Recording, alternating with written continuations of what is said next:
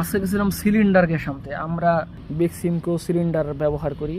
তো এটা হচ্ছে একটা 12 কেজি ওজনের একটা সিলিন্ডার গ্যাস। তো মৌলভীবাজার সরকারি উচ্চ বিদ্যালয়ের পাশে S1 এন্টারপ্রাইজ একটা দোকান আছে, ওইখানে সিলিন্ডার গ্যাস পাওয়া যায়। ওইখানে আমরা সব সময় সিলিন্ডার গ্যাস ওইখান থেকে আনি আর কি।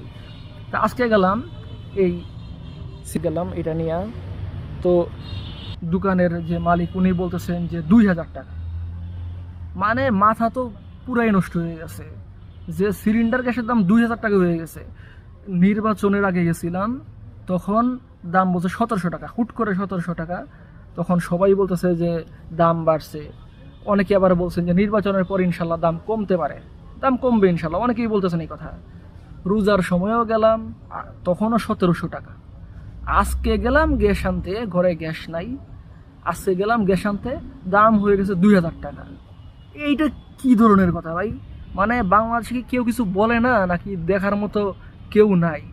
তো মানে এখন এত পরিমাণ মাথা গরম হয়েছে। তো ওইখানে দোকানের যে মালিক আছেন উনি বলতেছেন যে কোম্পানি থেকে এভাবে দাম বাড়ানো হয়েছে। তো এই কাজে তারা অবাক হয়ে গেছে। এখন আমরা যদি জিজ্ঞেস করি যে এত পরিমাণ দাম বাড়ার কারণটা কি, আমরা তো এত দামে কিনবো না, তখন হয়তো অনেকেই বলবেন যে এটা কিনা না কিনা এটা আপনাদের ব্যাপার। আর দাম বৃদ্ধির কথা জিজ্ঞেস করলে বেশিরভাগ দোকানিরাই বলে আপনারা এটা কোম্পানির সাথে কথা বলেন। আরে ভাই, আমরা কোম্পানির সাথে কথা বলবো কেমনে? তো এসে গুগলে সার্চ করছি, গুগলে দেখাইতেছে যে